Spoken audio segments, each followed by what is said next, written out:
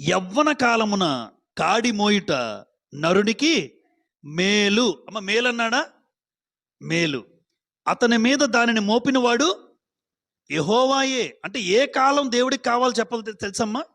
యవ్వన కాలం, నిండు యవ్వనం దేవునికి అర్పించుకుంటే ఆ వ్యక్తి జీవితం తిరిగిలేదు. ఇర్మియా యవ్వన కాలంలో దేవుడికి, యెహోషువ యవ్వన కాలం దేవుడికి అర్పించుకున్నాడు. యవ్వన కాలం, తిమోతి యవ్వన కాలం దేవుడికి అర్పించుకున్నాడు. వాళ్ళ పేర్లు చదువుతుంటేనే ఒళ్ళు గగురు పడుతుంది. అంటే అంత గొప్పగా దేవుని కోసం ఎప్పుడైతే యవ్వన జీవితాన్ని దేవుడికి ఇస్తావో ఇంక నీ జీవితం తిరిగి చూడక్కర్లేదు. చూడక్కర్లేదు. యవ్వనం అంతా దేవునికి అర్పించుకుంటే దేవుడు నిన్ను వదిలేస్తాడా? ఈరోజు యవ్వనం అంతా బయట గడిపేస్తుంటాను నేను. బయట గడిపేస్తున్నాం. యవ్వనం అంతా ఎక్కడో అమ్మాయిల వెనకాతల తిరుగు, అబ్బాయిల వెనకాతల తిరుగు. క్రైస్తవులైన యవ్వన జీవితం అంతా నిండు అనుకోవాలి దేవుడికి. దేవా, నా యవ్వన జీవితం నీకు సమర్పించుకుంటాను. దేవుడు నిన్ను ఏ స్థాయిలో ఉంచుతాడో